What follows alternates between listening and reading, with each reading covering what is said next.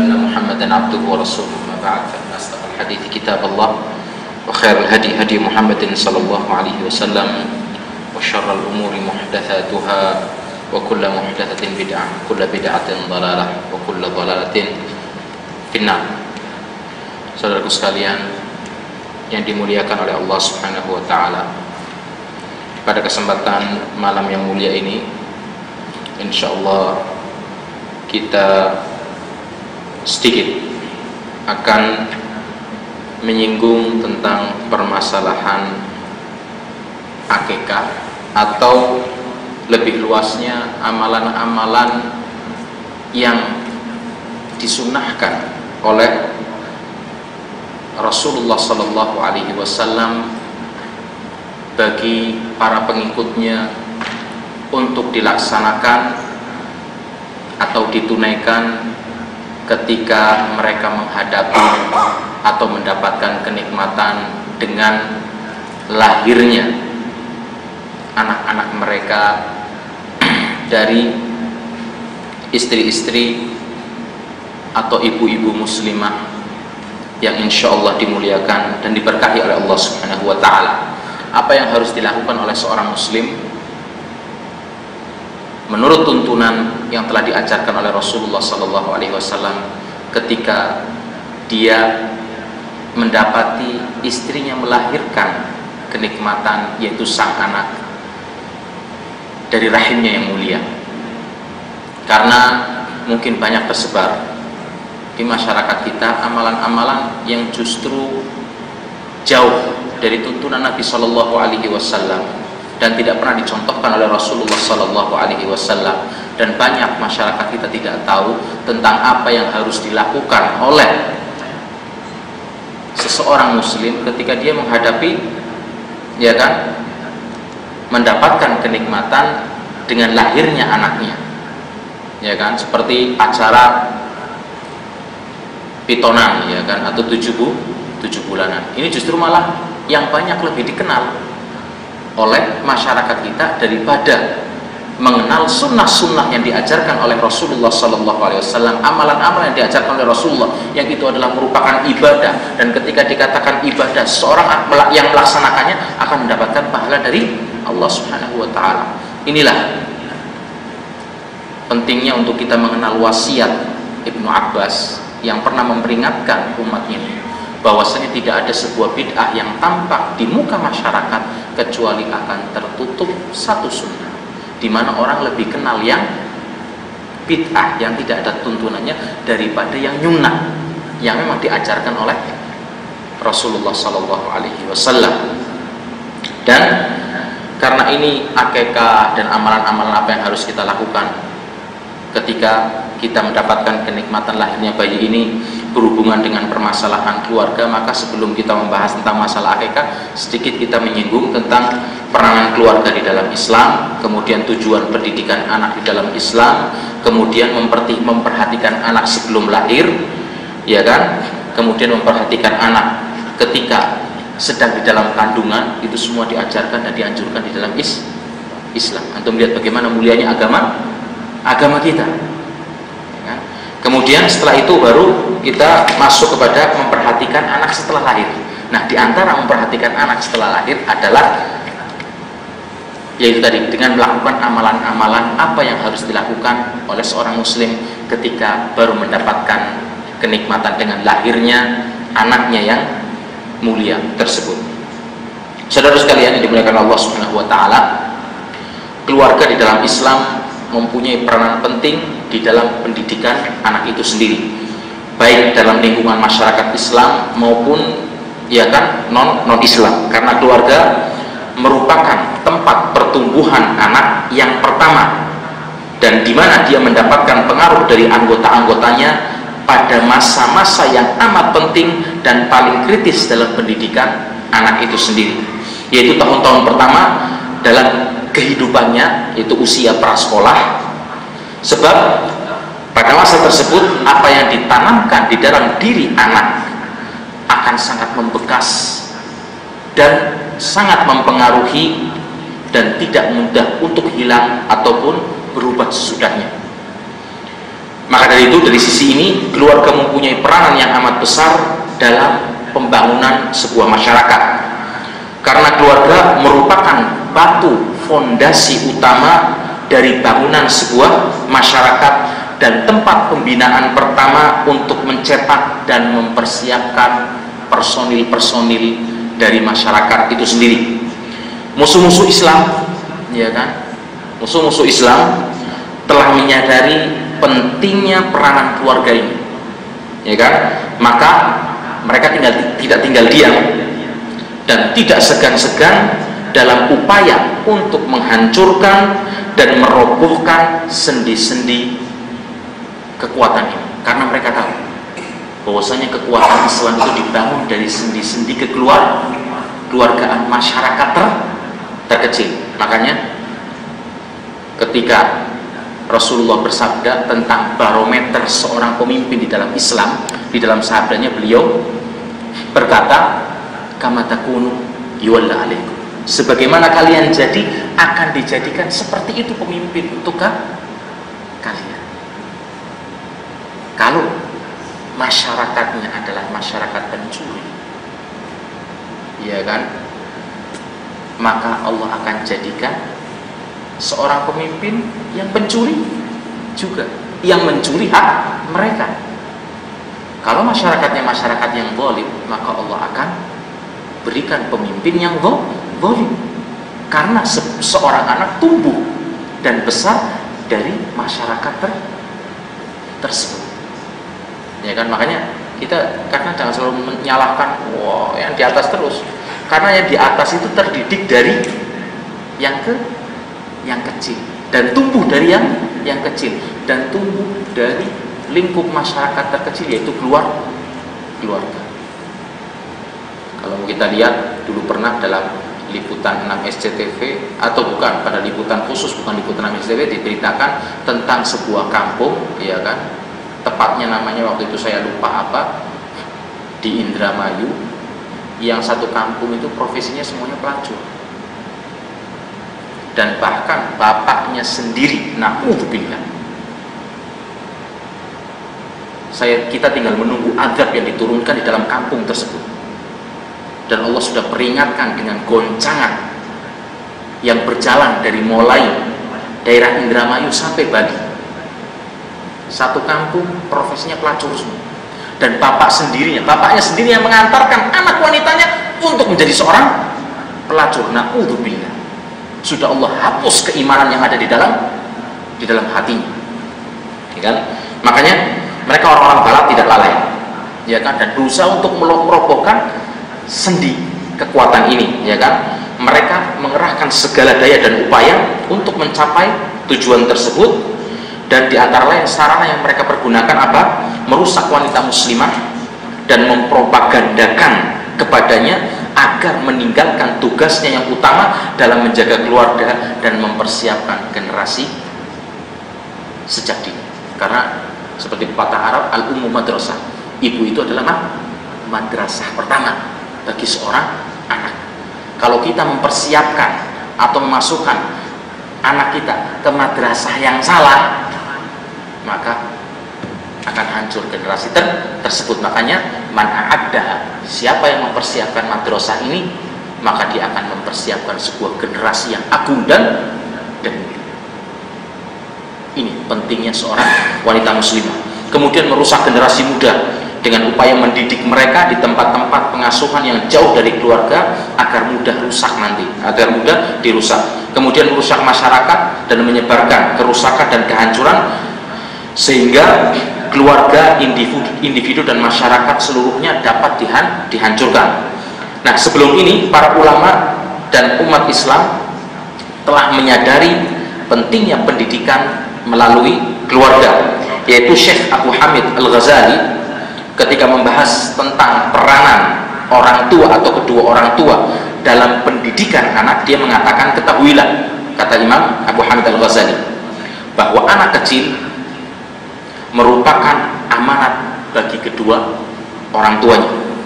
Hatinya yang masih suci merupakan permata alami yang bersih dari pahatan dan bentukan, dan siap diberi pahatan apapun dan condong kepada apa saja yang disodorkan kepada dia, seperti kertas yang putih. Ini kata Abu Hamid Al-Ghazali. Jika dibiasakan dan diajarkan kebaikan, dia akan tumbuh dalam kebaikan. Dan berbahagialah kedua orang tuanya di dunia dan di akhirat apabila sejak dini ditanamkan kepadanya kebaikan. Dan tidak ada sebuah kebaikan yang lebih mulia dari tuntunan Islam. Dan juga ini penting bagi setiap pendidik dan gurunya. Tapi jika dibiasakan untuk kejelekan dan dibiarkan sebagaimana binatang ternak tanpa adanya pendidikan, niscaya dia akan menjadi jahat dan binasa. Dosanya pun akan ditanggung oleh siapa? Kedua orang tuanya, pengurusnya atau walinya. Maka hendaklah ia memelihara dan mendidik, membina serta mengajari anak-anak tersebut dengan baik dan menjaganya dari teman-teman yang jahat, dan tidak membiasakannya untuk hanya bersenang-senang, dan tidak pula menjadikannya, ya kan, hanya suka kepada kemewahan sehingga akan membinasakannya atau akan menghabiskan umurnya untuk mencari hal tersebut bila mana dia sudah mulai meranjak ke masa dewasa. Dasarnya dari mana? Dari pendidikan ketika dia masih kecil. Saya punya sebuah buku yang berjudul Tarbiyatul Aulad yang dikarang oleh Syekh As-Suhaib. Di situ diceritakan betapa pentingnya seorang bapak untuk menanamkan akhlak mulia dan menanamkan khususnya bagaimana untuk dia selalu ingat kepada Allah Subhanahu wa Ta'ala sebagai sang pemberi rezeki, pemberi kenikmatan kepada anak tersebut. Karena bisa jadi seorang anak tumbuh di dalam keluarga yang kaya misalnya, di dalam keluarga yang memiliki kenikmatan lebih. Dia bisa membeli segala apa yang dia inginkan, dia bisa memiliki segala apa yang dia butuhkan, dia bisa sekolah di tempat yang paling, ya kan, terfavorit, ya kan, dia bisa naik mobil yang mewah.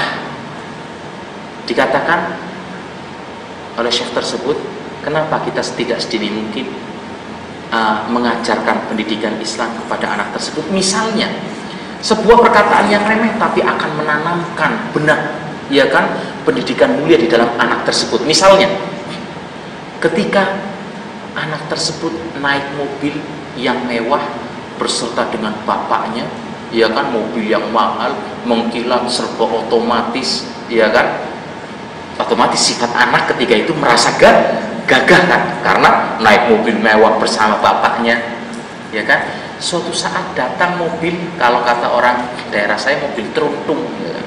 Karena bunyinya tung tung tung tung tung tung tung, ya kan, mobil teruntung, mobil lama, ya kan, gak ada AC-nya, kecil lagi, di lampu merah bersamaan parkir di samping mobil yang mewah itu. Otomatis secara fitrah anak kecil, abi mobilnya jelek ya, kecil, iya kan.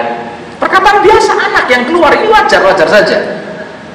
Tapi di sini kesempatan seorang bapak untuk menanamkan akhlak mulia dan menanamkan tanggung jawab dia untuk menjadi seorang anak yang kelak nanti selalu ingat kepada sang pencipta. Kemudian si bapak tersebut mengatakan apa? Wahai anakku, kamu bisa naik mobil mewah seperti sekarang ini karena siapa? Karena Allah, Abi. Ingat, kamu bisa naik mobil mewah ini bukan karena Abi. Karena yang ngasih Abi ini siapa? Allah. Oh, tapi Abi kan sekolah. Yang jadikan Abi bisa pintar sampai sekolah ada apa? Siapa? Allah Subhanahu wa Ta'ala. Terus, ya kan, yang menjadikan orang tersebut bisa naik mobil yang jelek tersebut siapa anak? Allah. Kalau Allah menghendaki kita naik mobil yang seperti itu, bisa bagaimana? Bisa. Dan kalau Allah gantikan kita naik mobil yang jelek tersebut, bisa. Dan kalau Allah mau menggantikan kedudukan kita, dia naik mobil yang mewah, juga Allah bisa. Sebuah, iya kan, apa istilahnya, diskusi antara seorang bapak kepada anak yang sifatnya mancing, yang sifatnya remeh. Tapi ini adalah penanaman yang mulia bagi anak tersebut. Kalau mungkin dia menjadi orang yang besar, orang yang memiliki kedudukan, orang yang memiliki pangkat, tapi dia akan ingat kalau kenikmatan ini yang akan memberi adalah Allah, kalau kedudukan ini yang memberi adalah Allah. Kalau bintang 4 yang menempel di bahu saya yang memberi siapa? Allah Subhanahu wa ta'ala. Sehingga dia akan tahu dan ingat tugasnya, dan dia tidak akan semena-mena dalam menggunakan kedudukannya, karena dia ingat siapa yang memberi? Allah Subhanahu wa ta'ala. Dan menjadikan dia bisa seperti itu adalah Allah. Dan Allah maha mampu untuk bisa menghancurkan dan menghilangkan seluruh kenikmatan dan kedudukan yang ada pada dirinya. Dan dia selalu akan menjadi anak yang ingat kalau Allah selalu mengintai setiap gerak-gerik yang dia lakukan. Di sini seakan tumbuh seorang generasi yang beriman dan bertakwa kepada Allah. Karena kesalahan dalam masyarakat kita yang ada cuma pendidikan dari segi dunia saja. Ketika anak pinter, diarahkan ke dunia, disupport ke dunia. Orang tua lupa dengan sisi akhiratnya, padahal dunia ini sifatnya sementara. Sehingga ketika mereka memiliki kedudukan pun mereka nggak kenal halal haram, ya kan? Korupsi bagi mereka sesuatu yang biasa, tukar guling sesuatu yang biasa, manipulasi sesuatu yang biasa, karena memang fondasinya tidak ada. Dan mereka terdidik dari siapa? Apakah yang duduk di, ya kan, kursi-kursi jabatan yang tinggi sekarang itu mereka orang-orang bodoh dari pemimpin-pemimpin kita? Bukan, mereka orang-orang pinter, tapi mereka adalah orang-orang yang kurang dalam pendidikan agama mereka, lemah dalam pendidikan agama mereka. Ingatnya pesantren, ingatnya pendidikan agama ketika anaknya sudah rusak, ketika anaknya sudah terkelapar di jalan, ya kan, kena narkoba ataupun kena, ya kan, minuman keras, baru ingat agama. Ketika anaknya sudah hamil dulu di luar nikah, baru ingat agama. Seperti itu. Nah, tujuan pendidikan anak di dalam Islam adalah, ya kan, banyak penulis dan peneliti membicarakan tentang tujuan pendidikan individu muslim. Mereka berbicara panjang lebar dan terinci dalam bidang ini. Hal yang tentu saja bermanfaat, ya kan, sudah jelas. Apa yang mereka katakan dapat kami ringkas sebagai berikut, ya kan.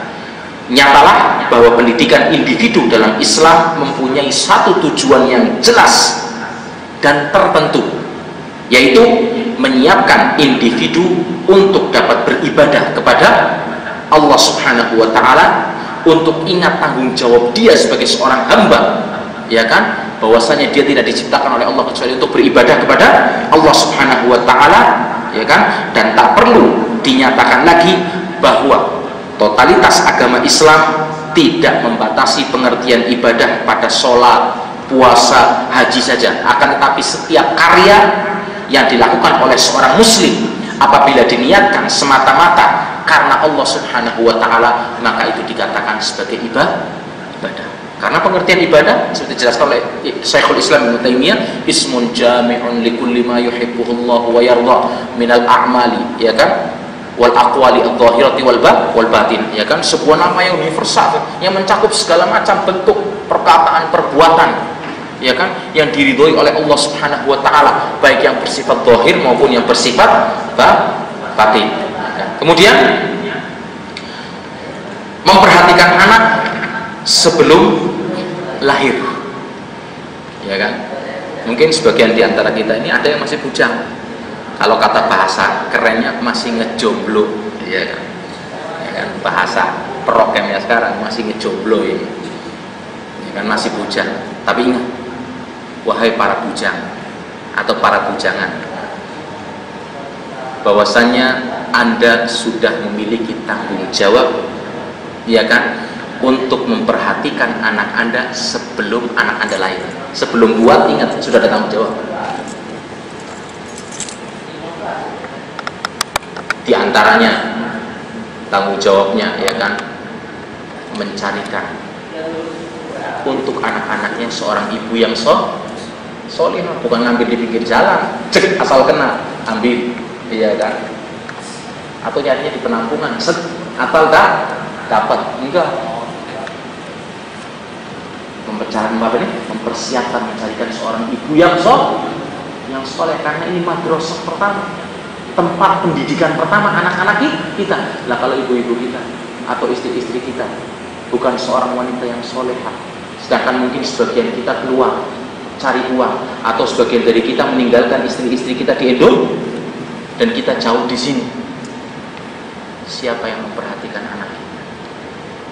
Siapa yang selalu bersama dengan anak-anak kita? Dan bagaimana hasilnya anak-anak kita apabila dia tinggal dengan seorang ibu yang tidak sama sekali mengerti tentang agamanya, ya kan?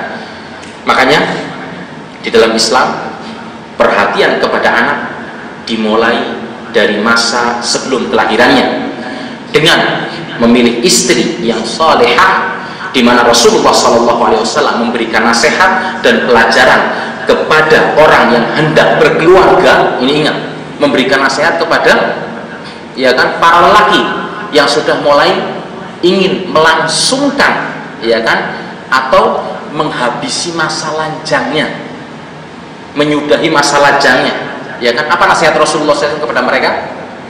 Fadfar bidzatiddin taribat yadak. Dalam sebuah hadis yang diriwayatkan oleh Bukhari dan Muslim, dapatkanlah, carilah, pilihlah, fadfar, kata Rasulullah SAW, wanita yang beragama. Jika tidak, niscaya engkau akan merugi. Carilah, kata Rasulullah, fadfar bidzatiddin, wanita yang beragama, yang punya sisi keagamaan kuat, latar belakang agama kuat. Taribat yadak, supaya kamu tidak merugi dan akan selamat tangan-tangan kalian. Karena inilah madrasah pertama bagi setiap keluarga, yaitu ibunya. Imam Syafi'i bisa menjadi seperti seorang Imam Syafi'i karena siapa? Jasa seorang ibu. Imam Syafi'i anak yatim, sudah ditinggal mati sejak kecil oleh bapaknya. Siapa yang menggandeng tangannya untuk pergi ke majelis-majelis ilmu sehingga menjadi seorang ulama besar yang dikenang namanya sampai sekarang dan nanti akhir zaman insya Allah, dengan karya-karyanya yang agung dan mulia. Dan itu adalah merupakan ilmu bermanfaat, yang bermanfaat bagi dia sampai sekarang, walaupun sudah terkubur di liang lahat, dan bermanfaat bagi kedua orang tuanya, walaupun bapaknya belum ikut andil untuk mendidik dia karena sudah meninggal dan Allah ambil nyawanya sebelum dia besar. Tapi siapa yang mendidik dia? Al-Imam Al-Bukhari rahimahullah bisa menjadi seorang Bukhari yang memiliki buku tersahih setelah Al-Quranul Karim karena siapa? Seorang ibu. Inilah pentingnya pendidikan seorang anak, khususnya anak wanita. Dan ingat, Allah itu menjanjikan bagi para keluarga yang memiliki anak wanita, khususnya kedua orang tua, itu pahalanya lebih besar daripada anak laki-laki. Ini melebihi emansipasi yang digemborkan oleh orang-orang liberal. Kita tidak katakan emansipasi karena nggak pantas. Kita panggil dengan nama emansipasi, yang katanya membedakan Islam antara laki-laki dengan wanita. Allahu Akbar. Justru Allah memuliakan bagi keluarga yang memiliki anak wanita, khususnya kepada kedua orang tuanya, di mana disampaikan oleh Rasulullah SAW dalam hadisnya, orang yang memiliki dua anak wanita dididik dengan pendidikan yang bagus sampai menjadi anak yang soleh, dinikahkan dengan lelaki yang soleh. Apa janji untuk kedua orang tuanya? Aku bersama dia di sorga, ditempatkan di sorga yang di situ tinggal Rasulullah SAW. Ini menunjukkan bukan perkara yang gampang, karena pahalanya pun sangat besar.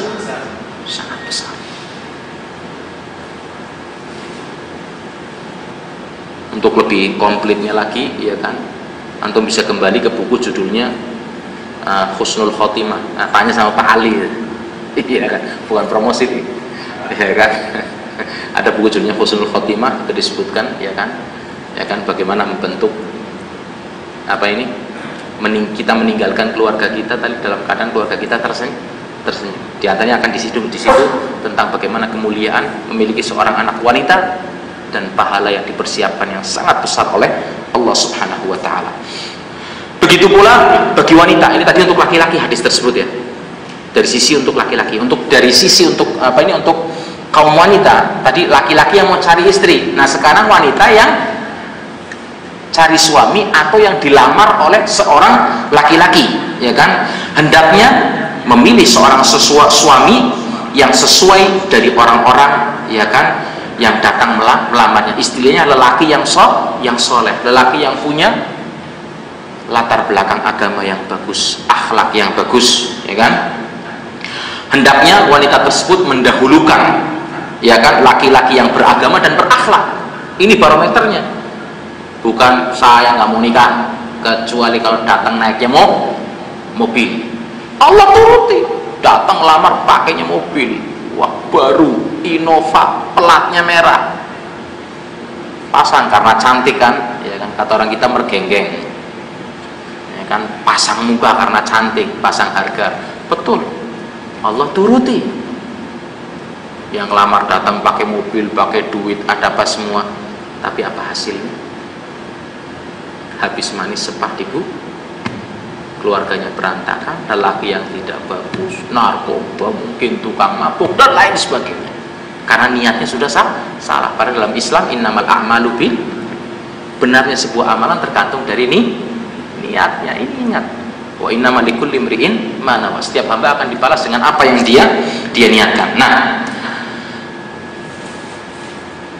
dan Islam juga memberikan pengarahan kepada para wali, ya kan, di mana Rasulullah SAW bersabda, ini para wali, ya kan, yaitu para bapak yang memiliki anak-anak wanita yang otomatis akan datang orang lain melamar anak wanitanya, ya kan. Dalam Islam kan yang lamar bukan perempuan, tapi perempuan itu dilamar. Nah, Rasulullah juga memberikan barometer kepada para wali. Ingat wahai para wali, ya kan, bagaimana cara Anda memilih calon-calon suami untuk anak-anak wanita Anda. Kan dalam Islam itu, ya kan, loh, kita kan bukan zaman Siti Nurbaya lagi berhak menentukan siapa calon suami kita, ya kan, tidak bisa, salah juga. Dalam Islam, ya kan, pemilihan calon suami untuk anak itu 50-50, 50-50. Betul, kita tidak boleh memaksa anak-anak wanita kita untuk menikah dengan lelaki yang dia tidak sukai, tapi seorang bapak juga punya hak sebagai seorang bapak untuk melihat, mencek, meneliti siapa calon suami yang akan menikahi anak-anak wanitanya. Kalau mungkin, ya kan, perempuan itu suka dengan anak lelaki, ya kan, yang kebetulan anak lakinya berakhlak, agamanya bagus, ada apa semua, tapi mungkin dia dari sisi kekayaan kurang atau mungkin tidak punya, ya kan, maka ketika itu bapak, ya kan, tidak punya alasan untuk tidak menikahkan dengan lelaki tersebut. Kenapa? Alasannya tidak syar'i. Ketika dia melarang, kenapa? Melarang. Mau dikasih makan apa kamu? Iya kan? Seperti itu. Nggak bisa. Karena rezeki yang memberikan adalah Allah Subhanahu wa ta'ala. Di satu sisi, ya kan, bapak tidak berhak, ya kan, tidak berhak memaksa anak wanita untuk menikahi dengan laki yang dia tidak sukai, ya kan, dan dia memiliki pilihan sendiri. Tapi ternyata, toib, saya tidak memaksa, tapi ternyata pilihannya tukang mabuk misalnya, narkoba, maka ketika itu seorang bapak berhak untuk menarik tangan anak wanitanya dan menyelamatkan dari seseorang yang tidak baik. Jadi 50-50. Bapak tidak boleh maksa, tapi bapak pun berhak melihat dan mencek, karena dia yang akan dipertanggungjawabkan di hadapan Allah untuk melihat siapa calon suami yang datang akan menikahi anak wanitanya. Seperti itu. Nah, wasiat Rasulullah SAW dalam sebuah hadis, ya kan, yang diriwayatkan oleh Tirmidzi, "Idza ja'akum man tardawna dinahu wa khuluquhu fazawwijuhu illa taf'alu takun fitnatun fil ardi wa fasadun 'arid," kata Rasulullah. "Idza ja'akum man tardawna dinahu wa khuluquhu," bila datang kepadamu orang yang kamu sukai agama dan akhlaknya.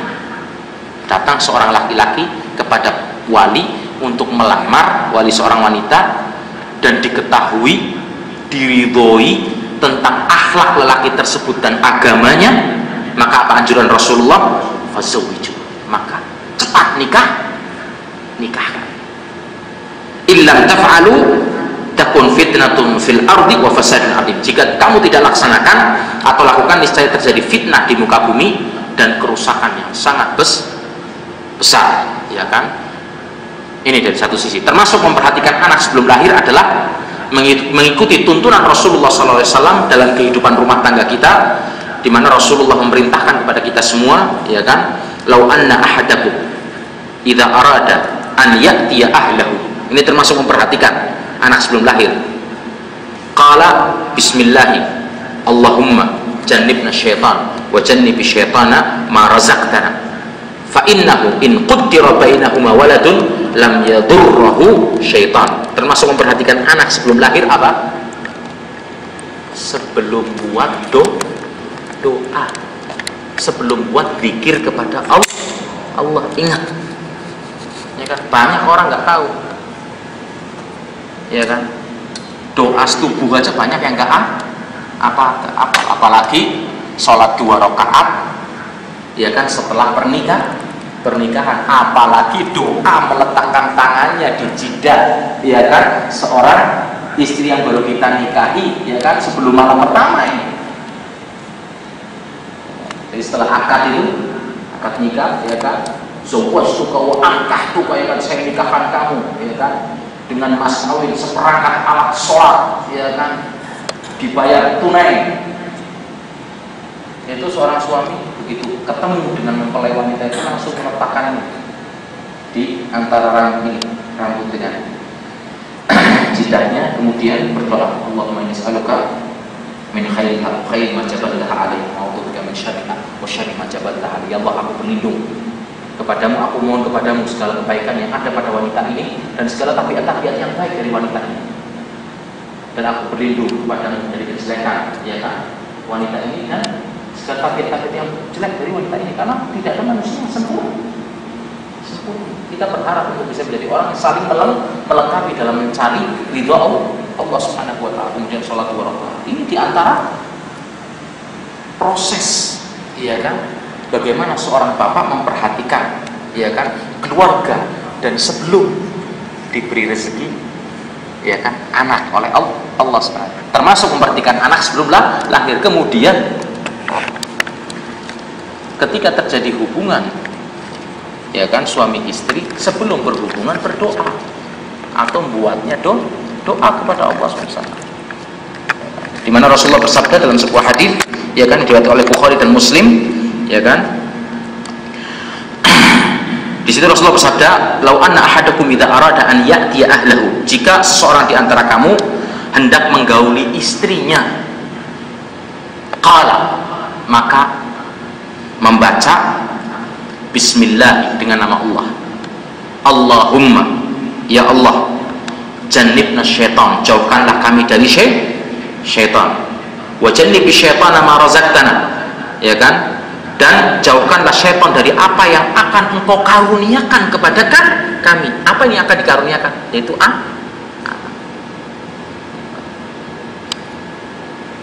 makanya anaknya kesana diumpat sama orang, setan, lari ke sini, diumpat sama orang, setan, dia kan lari ke belakang, setan. Ya, bapaknya buatnya enggak doa, anaknya pun keluarnya setan, ikut nimbrung, nggak pakai zikir kepada Allah Subhanahu wa ta'ala. Nah, ini doa yang perlu kita, ini diantara tuntunan kita memperhatikan anak sebelum lahir. Apa fadilahnya? Disebutkan oleh Rasulullah, fa innahu in quddira bainahuma,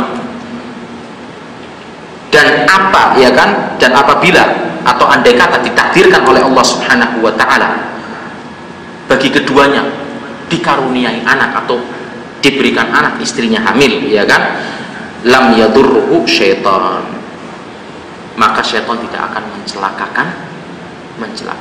Ini salah satu cara bagi kita mengharap untuk kita mendapatkan anak yang soleh, anak yang bisa mendoakan kita ketika kita sudah tertidur di liang lahat. Kemudian Islam juga memperhatikan anak ketika di dalam kandungan. Bagaimana sikap seorang ibu ketika dia sedang hamil, karena ini adalah merupakan bukti perhatian dia ketika anak itu berada di dalam kandungan, ya kan, dimana setiap muslim akan merasa kagum, ya kan, dengan kebesaran Islam. Islam adalah agama kasih sayang dan kebajikan. Sebagaimana Islam memberikan perhatian kepada anak sebelum, ya kan, Allah rizkikan dijadikannya anak tersebut, ya kan, seperti dikemukakan tadi, Islam pun memberikan perhatian yang besar kepada anak ketika masih dijanin atau di dalam kandungan ibunya. Islam mensyariatkan kepada para ibu-ibu muslimah dan ibu-ibu solihah yang hamil, ya kan, diantaranya apalah, untuk apa? Untuk tidak berpuasa pada bulan Ramadan. Untuk apa tujuannya? Demi kepentingan janin yang dikandung. Itu apabila ditakutkan, ya kan, adanya madharat apabila dia hamil, ya kan, akan menyebabkan misalnya sampai kepada kematian janin itu sendiri, atau akan menyebabkan sakitnya atau tidak sehatnya janin. Tapi kalau ibu itu merasa kuat untuk berpuasa di bulan Ramadan, maka itu adalah merupakan sesuatu yang bagus, otomatis dengan ditunjang makanan-makanan yang bergizi dan sehat ketika dia sahur, ya kan? Ketika dia sahur memperbanyak makan sayur misalnya, kemudian tidak lupa minum susu, yang mana kira-kira gizi tersebut cukup untuk dia melakukan ibadah puasa dan menunjang kekuatannya, ya kan, sampai nanti datangnya waktu berbuka. Tapi kemudahan yang diberikan oleh Islam untuk seorang ibu hamil tidak berpuasa itu adalah merupakan, di mana dia diberi kesempatan untuk tidak berpuasa dan menggantinya di hari lain, itu adalah merupakan sebuah kemuliaan dan kebesaran Islam, ya kan, bagi para ibu-ibu muslimah, di mana Rasulullah SAW bersabda, innallaha wada'a 'anil musafiri syatras salat was-sauma 'anil musafiri wal murdi'i wal hubla. Dalam sebuah hadis yang diriwayatkan oleh Abi Dawud, ya kan, Tirmidzi, Nasa'i, dan dikatakan oleh Syekh Albani dalam bukunya Takhrij al-Mishkat bahwasanya isnad hadis ini adalah jayyid. Di situ Rasulullah bersabda, sesungguhnya Allah membebaskan separuh salat bagi orang yang bepergian, ya kan. Membebaskan separuh sholat bagi orang yang berpergian, maksudnya gimana? Karena ada rukhsah, yang 4 bisa jadi 2, dan di antara 2 sholat, ya kan, bisa digabungkan jadi 1, yang istilahnya jamak qasarnya adalah merupakan keringanan dari Allah Subhanahu wa taala.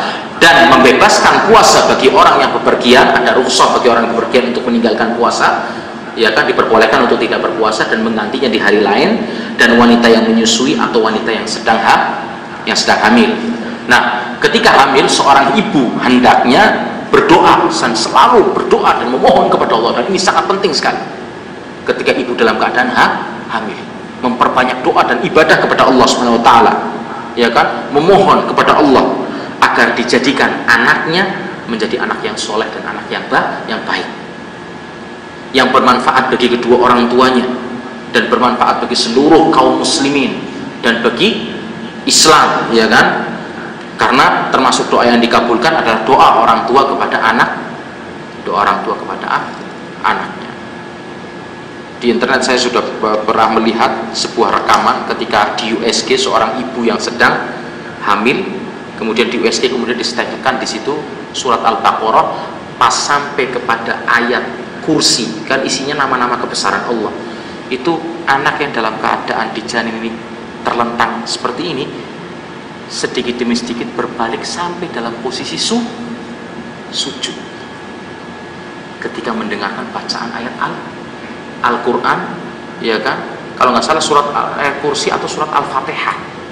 Ketika dibacakan itu anak sampai berbalik sujud dalam waktu beberapa menit, berubah menjadi sujud.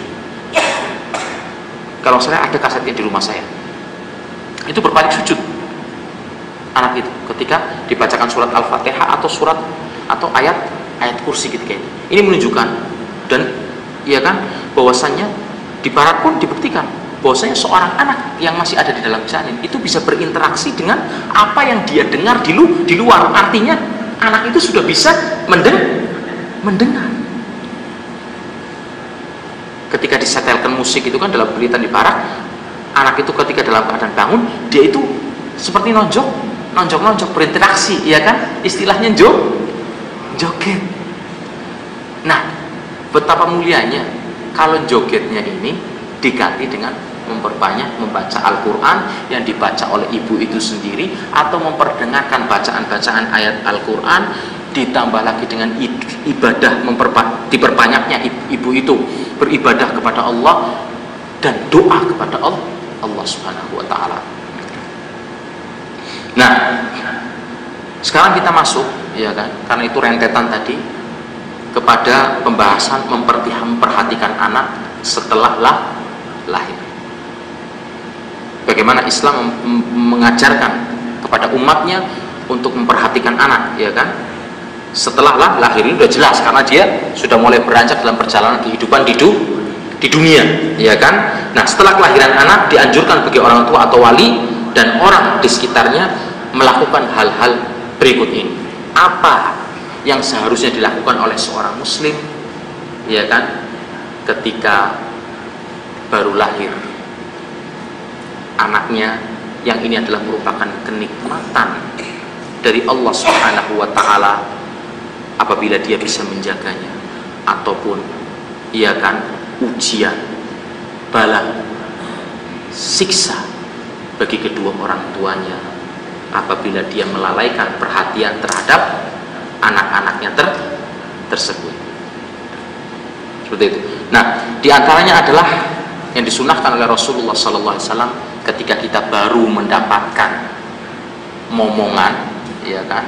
Ini dilakukan dalam setiap momongan yang lahir dari janin istri kita, ibu-ibu pertiwi kita, ya kan, kita katakan sebagai ibu-ibu pertiwi. Yang pertama adalah yang disunahkan oleh Rasulullah menyampaikan kabar gembira dan ucapan selamat atas kelahirannya.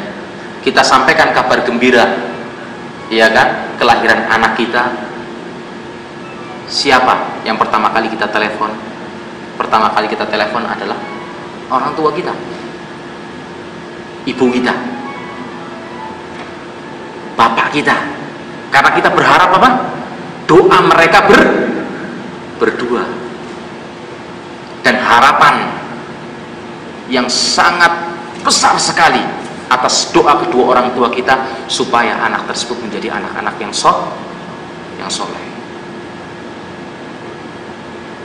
Setelah itu berikan kesempatan istri kita untuk menelepon kedua orang tuanya. Kitanya juga telepon, ya kan, jelas, kepada mertua kita, yang mereka berdua adalah merupakan ibu bagi istri-istri kita, yang doanya juga dikabul oleh Allah Subhanahu wa ta'ala, makbul, ya kan, karena anaknya atau anak wanitanya baru melahirkan, ya kan, dan berharap bisa mendoakan semoga anaknya menjadi, yang baru lahir menjadi anak yang soleh kelak, ya kan. Dan apabila anak tersebut menjadi anak yang soleh adalah merupakan nilai plus bagi ibunya dan nilai plus bagi kakek dan nenek. Karena ketika seorang istri itu menjadi istri yang soleh, ini banyak dilalaikan oleh wanita-wanita muslimah kita. Ketika istri itu menjadi istri yang soleh, istri yang taat kepada suaminya, ketaatan dia kepada suaminya, kesolehan dia kepada suaminya, kebaikan dia kepada suaminya adalah merupakan jalan dia untuk masuk ke dalam surga Allah, dan merupakan pahala yang besar bagi kedua orang tua wanita tersebut. Jangan dikira ketika menjadi seorang wanita yang soleh, kedua orang tuanya itu dapat pahala. Kesolehan dia terhadap suaminya itu orang tuanya dapat pahala. Mengapa? Karena siapa yang berhasil menjadi wanita yang soleh? Kalau bukan kedua orang tuanya. Makanya, ya kan, kita sampaikan, kita angkat telepon, kita beritakan, nggak bisa telepon pakai surat tentang kelahiran anak kita kepada orang yang dekat dan paling dekat, kedua orang tua kita, mertua kita, paman-paman kita, ya kan, dan seterusnya, paman-paman istri, bibi-bibi kita, terus seperti itu, ya kan. Nah, begitu melahirkan, sampaikanlah kabar gembira ini kepada keluarga, sanak famili, sehingga semuanya akan bersuka cita dan bergembira, ya kan. Dan kita kembali kepada firman Allah sebagai bukti dan dalil, ya kan, atas praktek amalan kita ini adalah tentang kisah Nabi Ibrahim alaihissalam bersama para malaikat ketika diberitakan bahwasannya istrinya yang bernama Sarah akan mengandung. Padahal ketika itu Sarah sudah berumur tua. Nabi Ibrahim kan menikah dengan Sarah, tapi ketika itu nggak punya anak. Kemudian menikah lagi dengan Hajar. Dengan Hajar melahirkan Ismail. Sehingga jarak antara Ismail dengan Ishak itu sekitar 9 kalau enggak 12 tahun. Baru setelah itu Sarah meninggal. Nah, ketika para malaikat datang dan memberitakan kepada Nabi Ibrahim, wa imra'atuhu qa'imatun fadhahikat fabasyarnaha bi Ishaq wa min wara'i Ishaq Yaqub. Dan istrinya berdiri di balik tirai, yaitu Sarah istri Nabi Ibrahim. Lalu dia tersenyum, maka kami sampaikan kepadanya berita gembira tentang kelahiran Ishak, dan dari Ishak akan lahir putranya yang bernama Yaqub. Ini dalam surat Hud ayat 71. Kemudian firman Allah tentang kisah Nabi Zakaria alaihissalam, di mana Allah abadikan di dalam surat Al-Imran ayat 39, fanadathul malaikatu wa huwa qa'imun yusalli fil mihrab annallaha yubashshiruka bi Yahya. Langsung yang ngasih nama Allah Subhanahu wa taala. Kemudian malaikat Jibril memanggil Zakaria sedang ia tengah berdiri melakukan sholat di mihrabnya, dan kata Jibril, sesungguhnya Allah menggembirakan atau memberitakan kabar gembira kepadamu dengan kelahiran seorang putra yang bernama Yahya. Adapun ucapan selamat atau tahniah, ya kan, tidak ada nas atau ucapan khusus diajarkan oleh Rasulullah SAW untuk disampaikan kepada orang yang baru melahirkan anaknya. Nas khusus, ucapan khusus tidak ada diajarkan dari Rasulullah SAW. Cuma yang ada adalah hadis Nabi SAW dalam riwayat Muslim dan Abu Dawud. Di situ diceritakan tentang bagaimana para sahabat ketika baru lahir anaknya dan apa yang dia lakukan terhadap Rasulullah SAW. Diceritakan dalam hadis Aisyah ini, karena Rasulullah yu'ta bis-sibyan fayad'u lahum bil barakah wa yuhannikuhum. Rasulullah apabila dihadapkan kepada beliau anak bayi yang baru lahir, maka beliau mendoakan keberkahan bagi mereka dan mengolesi langit-langit mulutnya dengan korma atau madu, yang dikatakan sebagai praktek amalan tahnik yang banyak orang juga tidak tahu. Tapi nas doanya bagaimana secara khusus tidak ada diajarkan dari Rasulullah. Kita bisa berdoa sebisa dan semau kita. Dalam artian ketika kita mendapatkan berita tentang kelahiran, ya kan, dari anak dari saudara-saudara kita, ya kan, yang sedara seiman ataupun saudara-saudara yang seiman, itu kita berusaha mendoakan, ya kan, Allah mabrur, mudah-mudahan menjadi anak yang penuh dengan barokah bagi kedua orang tuanya, menjadi anak-anak yang bisa menjadi permata hati bagi kedua orang tuanya, bisa menjadi anak-anak yang soleh, ya kan, bagi kedua orang tuanya. Nah, doa seorang muslim kepada muslim yang lainnya, sesama muslim, ini sangat besar sekali manfaatnya. Kenapa? Karena diaminkan oleh para malaikat, semoga engkau juga mendapatkan anak yang semisal. Ketika kita mendoakan anak saudara kita sesama muslim, ya kan, itu justru manfaatnya besar untuk diri kita. Kenapa? Karena para malaikat mengaminkan, semoga engkau juga mendapatkan seperti apa yang engkau doakan. Seperti itu.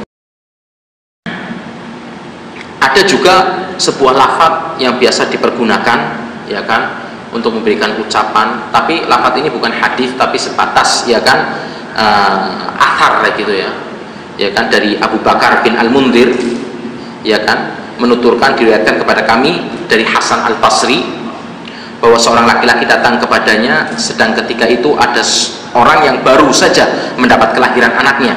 Orang tadi berkata, penunggang kuda menyampaikan selamat kepadamu. Kemudian Hasan pun berkata, dari mana kau tahu apakah dia penunggang kuda atau penunggang himar, ya kan? Maka orang itu bertanya, lalu apa yang mesti kita ucapkan? Maka ketika itu diucapkan oleh Hasan al-Basri, burika laka fil mauhub wa syakartal wahib wa ruzikta birrahu wa balagha asyuddahu. Tapi ini sebatas athar yang sampai kepada tabi'in yang bernama Hasan al-Basri dan bukan hadis Nabi SAW. Yang artinya semoga berkah bagimu dalam anak yang diberikan kepadamu. Kamu pun bersyukur kepada sang pemberi yang mengaruniakan anak tersebut atas kebaikannya, dan semoga engkau mendapatkan kebaikan dan berkahnya ketika anak-anak tersebut mencapai masa dewasa. Ini amalan pertama yang kita akan hadapi ketika anak kita baru lahir, menyampaikan kabar berita ataupun dari pihak orang yang mendapatkan berita mendoakan kepada orang yang baru mendapatkan rezeki anak tersebut. Kemudian yang kedua, menyerukan adzan di telinga bayi, menyerukan adzan di telinga kanan bayi, ya, menyerukan lafaz adzan di telinga kanan bayi. Tapi ini ada perbedaan pendapat di antara ulama, karena seperti Ibnul Qayyim mentaifkan tentang hadis. Kalau hadis tentang permasalahan iqamat di kuping kiri itu sudah sepakat para ulama tentang maudhu dan tidak sahih hadis tersebut. Kemudian ada sebagian berselisih tentang permasalahan mengumandangkan adzan di kuping atau di telinga kanan. Sebagian ulama, ya kan, ada yang menghasankan, ya kan, hadis tersebut, dan sebagian lagi seperti Ibnu Qayyim ada yang mendhaifkan seperti itu. Dan disebutkan dalam sebuah hadis, ya kan, dari Abu Rafi', ya kan, di situ disebutkan ra'aitu Rasulullah sallallahu alaihi wasallam, hadis ini riwayat Abu Dawud dan Tirmidzi, ra'aitu Rasulullah sallallahu alaihi wasallam adzana fi udhunil Hasan ibn Ali hina waladathu Fatimah. Aku melihat Rasulullah memperdengarkan adzan pada telinga Hasan bin Ali ketika dilahirkan oleh Fatimah. Adapun tujuan sebagian para ulama, wallahu alam, saya tidak bisa merojihkan mana yang lebih rojih, tapi sebagian para ulama yang mengatakan atau masih mempraktekkan tentang dibolehkannya mengumandangkan adzan di telinga kanan bagi anak yang baru lahir itu, alasannya adalah, atau wallahu alam, supaya adzan yang di situ berisi pengagungan Allah dan dua kalimat syahadat itu merupakan suara yang pertama kali masuk ke dalam telinga bayi tersebut. Juga sebagai perisai bagi anak, ya kan, supaya dijauhkan dari gangguan setan, ya kan, dari bayi yang baru lahir yang ia senantiasa berusaha untuk mengganggu dan mencelakakan, ya kan, bayi tersebut. Ini sesuai dengan pernyataan hadis yang berbunyi, idza nudiya lis-shalah adbara syaitan lahu duratun hatta la yasma'at ta'dzin. Jika diserukan adzan untuk sholat, syaitan itu lari terbirit-birit dengan mengeluarkan kentut sampai tidak mendengarkan, atau kentut itu menyebabkan, ya kan, seseorang yang kena kentutnya syaitan itu tidak mendengarkan suara kumandang adzan, seperti itu. Nah, tujuannya, hikmahnya kenapa masih kita kumandangkan adzan tadi itu, pertama, supaya yang pertama kali diperdengarkan kepada bayi tersebut adalah kalimat-kalimat, ya kan, mulia, kalimat-kalimat seruan pengagungan kepada Allah Subhanahu wa taala. Ini yang kedua. Kemudian yang ketiga adalah, ini amalan-amalan, tiga amalan pertama ini dilakukan ketika anak baru lahir, ya, yaitu tadi memberikan kabar gembira, adzan di kuping kanan. Kemudian yang ketiga ini langsung baru lahir, ya kan, begitu baru lahir langsung kita amalkan tiga amalan ini. Yang ketiga adalah tahnik, mengolesi langit-langit mulut anak tersebut, ya kan, termasuk sunnah dari Rasulullah seyogianya dilakukan pada saat menerima bayi adalah tahnik, yaitu dengan melembutkan, ya kan, sedikit atau mengambil atau mencuil sedikit dari korma atau rutok. Biasanya kalau rutok lebih halus, ya kan, kita cuil biasanya, atau kulitnya kita kelupas dulu, ya kan, kita cuil sedikit, kemudian kita haluskan dengan tangan kita, ya kan, kemudian setelah itu kita masukkan ke belakang ini langit-langit, karena kan gigi belum keluar, jadi gusi itu belakangnya ke langit-langit itu, kemudian kita olesi pelan-pelan ke kanan ke kiri, ya kan, seperti itu. Ini namanya tahnik, ya kan, digerak-gerakkan dengan lembut ke kanan dan ke kiri sampai merata, ya kan. Nanti biasanya bayi itu langsung Ya dia baru lahir langsung apa? Ngempot kayak gitu loh. Ya kan? Kita pernah melihat ya kan berapa teman yang baru melahirkan anaknya itu dipraktekkan langsung bayi itu.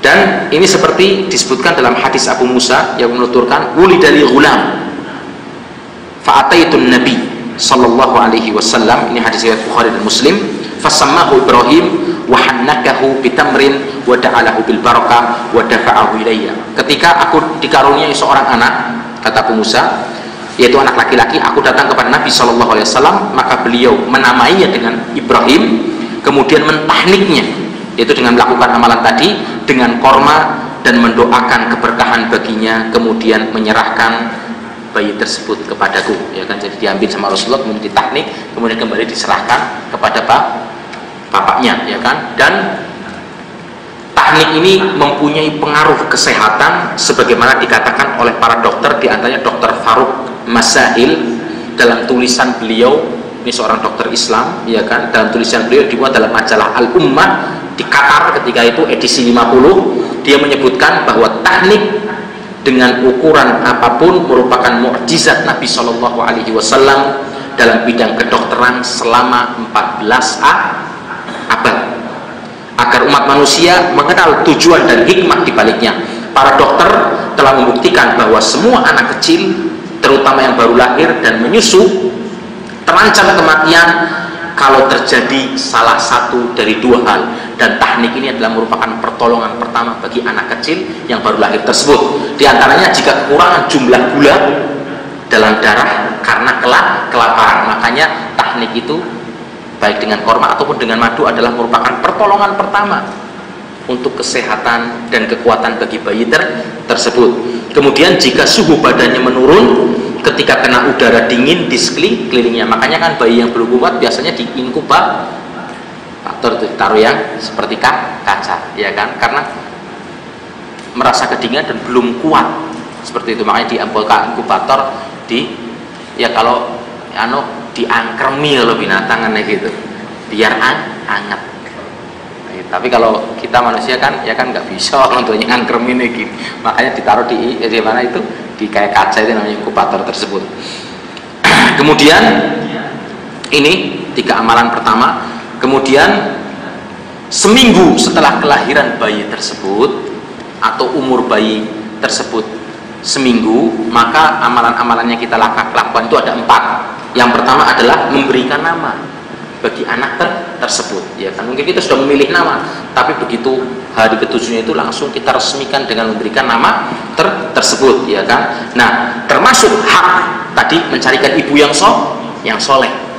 Hak seorang bapak walaupun belum kawin tapi udah punya hak, harus nyarikan seorang ibu bagi anak-anaknya, seorang ibu yang solehah. Kemudian memberikan nama, ya kan, yang baik, ya kan. Hak bagi orang tua untuk memberikan anak nama yang baik bagi anak-anaknya, seperti diriwayatkan dalam sebuah hadis dari Wahab bin Al-Khat'ami. Rasulullah SAW bersabda, hadis ini diriwayatkan oleh Abu Dawud dan Nasai, tasammu bi asma'il anbiya, ya kan, pakailah nama-nama nabi untuk memberikan nama-nama bagi anak-anakmu, ya kan. Wa ahabbul asma'i ilallah ta'ala Abdullahi wa Abdurrahman, dan sebaik-baik nama yang paling disukai dan dicintai oleh Allah Subhanahu wa taala adalah yaitu nama Abdullah dan nama Abdurrahman, atau yang di depannya ada nama penghambaan, Abdul Razzaq, Abdul Hafud, Abdul Hafid, ya kan, seperti itu. Kemudian wa asdaquha Harith wa Hammam, sedang nama yang paling manis diantaranya kata Rasulullah adalah Haris dan Hammam, dan nama yang paling jelek atau yang waqbahuha Harbun wa Murrah, nama yang sangat jelek yaitu Harb, ya kan. Siapa namanya Harb? Perang. Waduh. Atau siapa namanya Murrah, artinya apa? Pahit. Kalau di kita namanya siapa, Mbak? Runtah, ya kan, seperti itu. Atau dengan nama-nama lain, ya kan. Namanya siapa bos waktu di sudah? Genit Impian. Atau memberikan nama dengan nama-nama orang kafir, ya kan, ya kan, Michael atau siapa, namanya siapa, John F. Kennedy, Phil Collins, Phil aja sekalian, ya kan. Nah, pemberian nama ini adalah merupakan hak bapak, ya kan, tapi boleh baginya menyerahkan hal itu kepada bapak, pada ibu nggak apa-apa, musyawarah, ya kan. Boleh juga kepada kakeknya atau neneknya atau selain dari mereka, tapi hak bapak yang paling utama dalam penamaan tersebut. Dan Rasulullah SAW merasa optimis dengan nama-nama yang baik. Disebutkan Ibnu Qayyim dalam Tuhfatul Wadud fi Ahkamil Maulud bahwa Rasulullah SAW tatkala melihat Suhail bin Amr datang pada hari perjanjian Hudaybiyah, beliau bersabda, seseorang yang bernama Suhail. Suhail itu artinya apa? Yang dimudahkan. Apa jawab Rasulullah? Sahula amrakum, semoga Allah mudahkan segala urusan kamu. Karena namanya siapa? Suhail, yang artinya mudah. Nah, dalam suatu perjalanan beliau mendapatkan 2 buah gunung. Pernah Rasulullah dalam suatu perjalanan mendapatkan 2 buah gunung, lalu beliau bertanya tentang namanya, apa nama 2 gunung ini? Ketika diberitahu, yang pertama namanya Makhiz dan yang kedua Fadih, maka beliau pun berbelok arah dan tidak melaluinya ketika dengar, ya kan, nama-nama yang jelek. Nah, termasuk tuntunan Nabi SAW mengganti nama yang jelek. Kalau mungkin ibunya kurang atau bapaknya kurang berpendidikan ketika itu, misalnya pengetahuan agamanya kurang, dan memberikan anaknya udah terlanjur ngasih nama anaknya Runtah misalnya, Zibalah, ya kan, seperti itu, maka termasuk sunnah Nabi juga mengganti nama-nama yang jelek dengan nama yang baik. Seperti beliau pernah mengganti nama seorang, ya kan, Asiyah, namanya Asiyah, tukang maksiat, dengan diganti dengan nama Jamilah. Ada orang kata Rasul namanya siapa? Asiyah, tukang maksiat, namanya kayak gitu, berarti kan panggilannya tukang maksiat, kayak gitu, diganti dengan Jamilah, ya kan. Asram dengan Zur'ah. Disebutkan dalam Abu Dawud dalam kitab Sunan, Nabi mengganti nama Asi dengan Aziz. Ghaflah, syaitan, ya kan.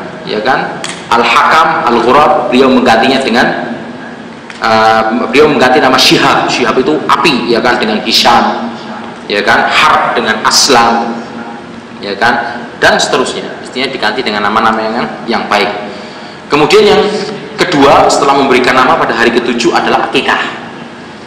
Akikah yaitu kambing yang disembelih untuk bayi pada hari ke-7 dari kelahirannya, dan apabila belum mampu, sebagian para ulama mengatakan, yaitu dan dijelaskan juga dalam hadis, pada hari ke-14, ya kan, berdasarkan hadis yang diriwayatkan oleh Salman ibn Ammar Adh-Dhabi, ya kan, yang katanya Rasulullah SAW bersabda, ma'al ghulami aqiqatun fa'ahriqu anhu daman wa amitu anhu al-adab. Setiap anak membawa akikah, maka sembelihlah untuknya dan jauhkanlah gangguan darinya.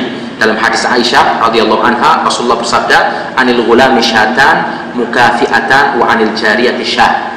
Untuk anak laki-laki 2 ekor kambing yang sebanding, sedangkan untuk anak perempuan adalah seekor kambing, ya kan. Dan akikah adalah merupakan sunnah yang dianjurkan oleh Rasulullah SAW, dan waktu penyembelihannya yaitu pada hari ke-7 dari kelahiran atau hari ke-14-nya, ya kan. Namun jika tidak bisa dilaksanakan pada hari ke-7, boleh dilaksanakan kapan saja mungkin. Tapi kalau orang tuanya punya duit terus mundur-mundur, nah ini yang nggak bener kan, seperti itu. Tapi segerakan. Tapi kalau memang betul-betul adalah orang yang tidak punya, maka kapan saja ketika mampu keluarkan akikah tersebut. Nah, ketentuan kambing yang bisa digunakan atau untuk akikah, ya kan, sama seperti yang ditentukan untuk korban. Apabila kambing itu berjenis kambing domba, ya kan, maka berumur tidak kurang dari 6 bulan. Kalau kambing itu jenisnya dari kambing domba, tidak kurang dari 6 bulan.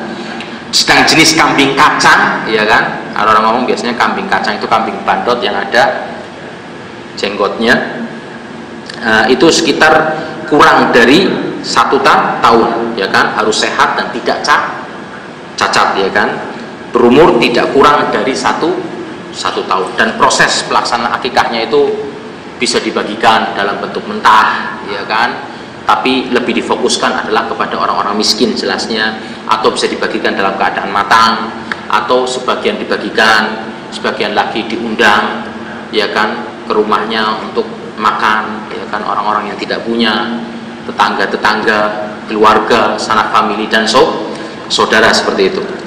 Kemudian yang ketiga adalah mencukur rambut bayi dan bersedekah perak, ya kan, seberat timbangannya. Mencukur rambut bayi, jadi bayi itu ketika hari ke-7 atau ke-14-nya dicukur, digundul habis, kemudian rambutnya ditimbang. Berat timbangannya diukur dengan ukuran perak dan dikeluarkan sedekahnya seharga ukuran perak tersebut. Karena hal ini mempunyai banyak faedah, diantaranya mencukur rambut bayi dapat, ini diantara faedahnya dari segi kedokteran ya, dan ini sudah dipraktekkan oleh umat Islam sejak dahulu, memperkuat kepala bagi bayi dan membuka pori-pori, ya kan, di samping memperkuat indera penglihatan, pendengaran dan penciuman bagi bayi tersebut. Ini dijelaskan dalam buku Abdullah Nasir Ulwan dalam buku Tarbiyatul Aulad fil Islam, ya kan. Nah, bersedekah perak dengan seberat timbangannya rambut pun mempunyai faedah yang jelas karena itu adalah merupakan sedekah. Diriwayatkan dari Ja'far bin Muhammad dari bapaknya, katanya wazanat Fatimah radhiyallahu anha sya'ar al-Hasani wal Husain wa Zainab wa ummi Kulthum fatasaddaqat bi zannati dzalika fiddah. Hadis sahih diriwayatkan oleh Imam Malik dalam Muwatta'nya.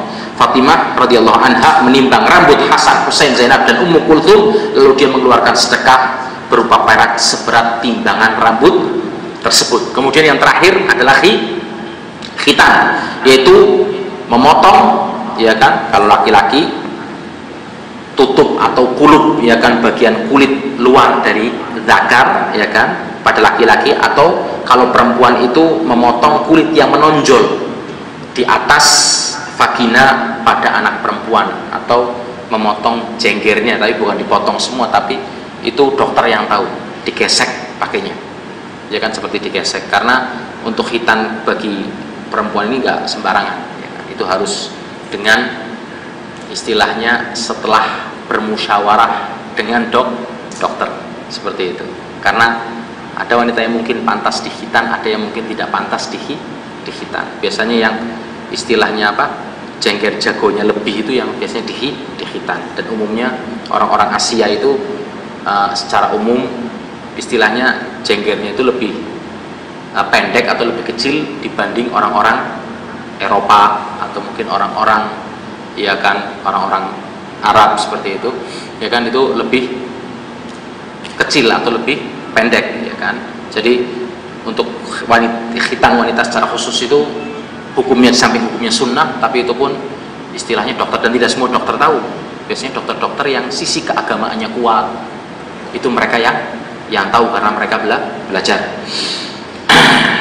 Kemudian dilihatkan dalam hadis Abu Hurairah, Rasulullah bersabda, al-fitratu khams, fitrah itu ada 5. Yang pertama adalah al-khitan, berkhitan, al-istihdad, mencukur bulu kemaluan, wa qassus syarib, mencukur apa, kumis atau meratakannya tidak lebih dari garis bibir. Kemudian taklimul adhafir, memotong kuku, ya kan, wa natful ibd, mencabut bulu ketiak, ya kan. Dan khitan itu sendiri hukumnya wajib bagi kaum pria dan mustahab atau dianjurkan bagi kaum wanita, ya kan. Tapi untuk kaum wanita secara khusus tidak bisa kita menghitannya sekali lagi kecuali dengan permusyawarahan atau dari dokter. Dan wallahu alam, semoga beberapa nasihat ini bisa bermanfaat dan sedikit, ya kan, kita nasihatkan. Sebentar lagi bulan Ramadan akan datang menghampiri kita, ya kan. Kita semua berdoa kepada Allah, semoga Allah menjadikan kita semua sebagai orang-orang yang bisa diberi umur panjang, ya kan, untuk sampai bertemu dengan bulan yang suci dan mulia ini, dan bisa diberi umur panjang lagi oleh Allah sampai bisa bertemu dengan bulan Ramadan berikutnya.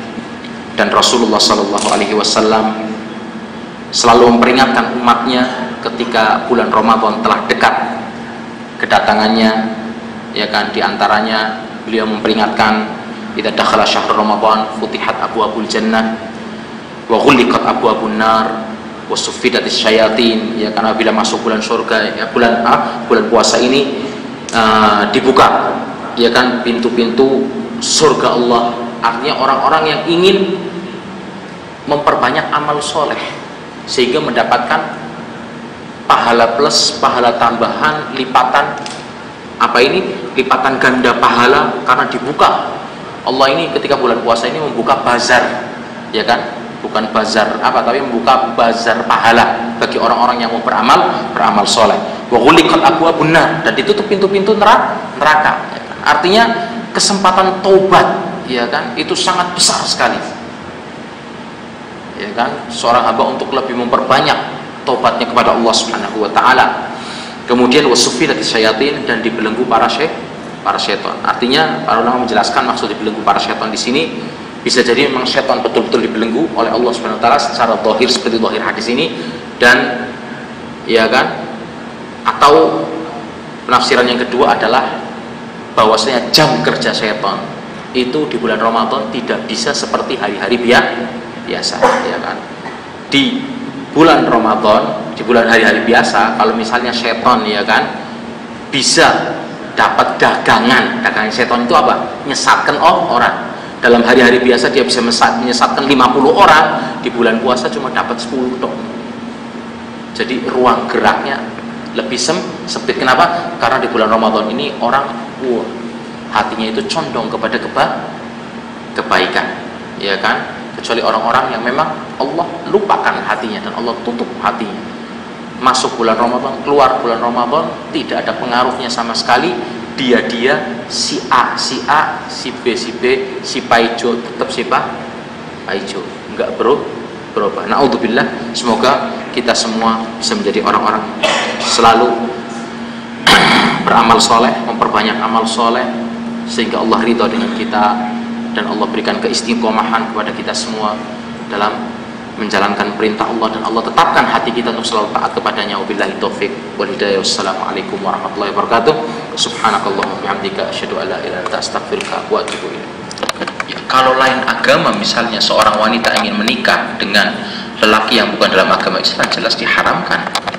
Maka si bapak itu berhak bertindak untuk menyelamatkan anaknya atau menyeret anaknya dan menyelamatkan, ya kan, sebisa mungkin dan semampu mungkin.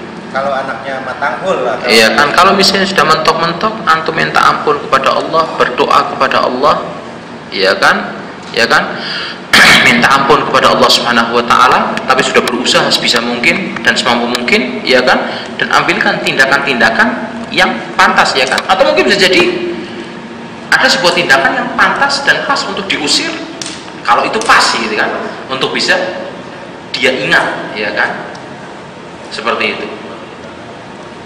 Bagi tindakan seorang bapak, ya kan, tidak apa-apa. Atau memboikot anaknya juga tindakannya tidak apa-apa juga bagi seorang bapak. Ketika jelas-jelas anaknya itu melakukan sebuah permaksiatan, menikah seorang wanita muslimah haram, dan berarti tiap hari dia sedang melakukan perzinahan. Ketika kita boikot, kita, ya kan, singkirkan dari keluarga apabila itu memang bermanfaat, ya, seperti itu. Dan kita selalu minta ampun kepada Allah, berdoa kepada Allah, ya kan, doa orang tua kita, doa orang tua, ya kan, untuk supaya anak itu mendapatkan hidayah dan kembali lagi kepada jalan yang benar. Wallahu a'lam. Atau mungkin kasus yang seperti ini banyak, saya anjurkan teman-teman mungkin bertanya kepada orang yang lebih alim, ya kan, seperti Syekh Mamduh Hadapa semua, dan dikirimkan ke Kiblati kalau bisa. Jadi manfaatnya bisa lebih luas, ya kan. Di situ nanti akan ada para ulama yang lebih memberikan solusi yang lebih konkret lagi, jadi seperti itu, dan menjelaskan bagaimana tindakan-tindakan orang tua. Mungkin ada teman-teman yang bisa mengirimkan SMS dan menanyakan seperti itu, dan bisa dimuat dan bisa bermanfaat. Wallahu a'lam. Ya, yang lain silakan. Satu lagi.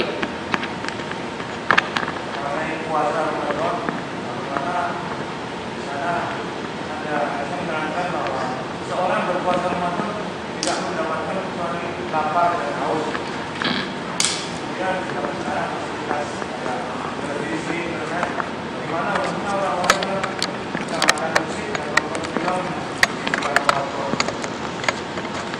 jelas bisa menyebabkan orang yang perkara-perkara tersebut bisa menyebabkan dia tidak mendapatkan dari puasanya kecuali hanya sekedar rasa lapar dan dahaga saja. Sebabnya apa?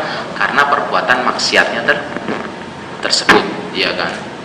Seperti orang yang disebutkan, ya kan, oleh Rasulullah SAW, seorang yang berpuasa tapi tidak mendapatkan kecuali rasa lapar dan dahaga. Kenapa? Karena mulutnya, ya kan, atau orang belewer gitulah, ya kan, menggunjing orang, mengumpat orang, ya kan, ngerasani orang dan lain sebagainya, tidak menjaga akhlaknya. Sebenarnya bulan puasa itu adalah merupakan, atau amalan puasa itu adalah merupakan tameng bagi dia untuk menjauhkan diri dari maksiat, atau merupakan training bagi dia untuk membiasakan diri menjauhkan diri dari perbuatan maksiat, khususnya orang-orang yang merokok misalnya.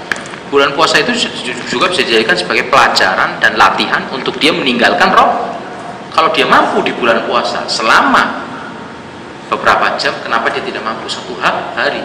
Kalau dia mampu seminggu, kenapa dia tidak mampu sebulan? Kalau dia mampu sebulan, kenapa tidak mampu untuk meninggalkan, untuk tidak merokok? Karena kenapa? Ya kan? Nafsu yang berbicara, ya kan? Kiainya nggak terima kalau rokok haram. Kenapa? Karena kiainya doyan merokok. Bukan karena permasalahannya, ya kan? Oh, ini benar nih nggak bermanfaat, bukan. Permasalahannya sampean tuh ya merokok. Saya ini sampean nggak mau ngomong merokok haram. Seperti itu. Nanti kalau mau haram di situnya ketahuan rokok, loh, situ ngomong ngerokok kan? Akhirnya malu. Jadi intinya kenapa? Karena dianya sendiri masih doyan ngerokok. Wallahu a'lam. Kiranya pertanyaan cukup sekian ya, karena tadi bilang 2 ya 2. Iya.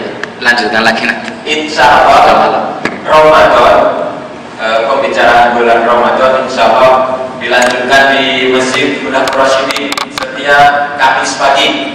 Mulai Kamis besok insya Allah bagaimana kita menyambut bulan Ramadan. Mulai jam 6 pagi insya Allah sholat subuh. Berarti kalau Ramadan pengajian nggak ada futur dong ya? Insya Allah kalau Ramadan nggak ada futur. Kalau futur berarti nggak bahasa ya. Sahur. Sahur ada. Nah ini nanti insya Allah kajian ini mau diuji keimanan kita sampai di mana di bulan puasa, mau tetap hadir di pengajian atau tidak. Ini ujian dari Allah Subhanahu Wa Taala. Karena bulan Ramadan itu adalah sebagai penggemblengnya, maka kita digembleng juga. Maka dari itu kita harus terus berusaha meningkatkan keimanan dan ketakwaan kita kepada Allah Subhanahu Wa Taala. Baiklah, karena waktunya sudah malam dan masyarakat sudah menunggu ya, kami mengucapkan terima kasih kepada Aki Tarti dan Aki Sundoro dan lain-lainnya yang menyiapkan asyarnya dari kemarin. Saya ulangi lagi, seperti dulu motong-motongnya sate, belum yang lain-lain itu capaian mereka. Jadi saya mengucapkan semoga Allah membalasnya kepada mereka dan yang lebih baik itu. Dan ini ada CD ya, ada CD. Saya ulangi lagi, tadi di depan sudah diumumkan. Ini kajian di Masjid Bulan Rasyidin, Syekh Abu Abdillah Khair Al-Ghamidi yang diterjemahkan oleh Ustaz Syafiq Bawazir. Kemudian yang ini Ustaz Gurnedi kajian di sini, dan yang satu lagi Ustaz Syafiq Bawazir mengenai pembicaraan pernikahan yang Islami. Saya minta nikah aja dulu, kalau nanti itu dikembali. Yang belum punya, kalau orangnya cukup, tidak apa-apa nikah. Tapi ambil satu dulu, yang mana yang antum paling suka, ambil satu dulu, gitu ya. Ambil satu-satu dulu, jangan rebutan. Nanti ambil ke sini aja satu-satu, gitu ya. Atau dibagikan. Nggak bisa Bagikan. Untuk jamaah di Bulan Rasyidin jangan ambil ya ini ya, karena sudah semuanya. Kepada Saya belum. Biar cepat dibagikan aja. Iya, lebih baik. Kami mohon kehormatannya kepada Muhammad Ali untuk bantu membagikan. Ya, ada yang bantu. Ini untuk dibagikan yang baru-baru, yang tahu tempatnya di Masjid Bulan Rasyidin. Dan di Masjidul Rasyidin membahas kitab al-Wajiz, kitab fikih saja, dengan tingkat syarat masail dan jahiliyah. Bagi yang harus dengan ilmu, kesempatan untuk menuntut ilmu di Masjid Ulama Rasyidin, insyaallah semakin lama akan semakin menarik. Kemudian saya mengucapkan terima kasih juga kepada Ustaz Syafiq Bawasir yang capek-capek kegiatan banyak, walaupun jam 12 malam siap hadir di Masjid Abdullah bin Mubarak ini. Kemudian mengucapkan terima kasih juga kepada semua hadirin yang menyempatkan waktunya, walaupun banyak miswar disuruh majikan. Alhamdulillah dapat rahmat dan berkah dari Allah Subhanahu wa taala, dapat ilmu, kemudian dapat juga real, ya kan? Kalau kamu mendatangi masjid tadi cuma dapatnya real, ilmu gak dapat. Tapi kalau sering mendatangi masjid tadi, insya Allah dapat real dan dapat ilmu. Marilah kita tutup dengan doa kabar bermajelis, lebih dan kurangnya dari panitia mohon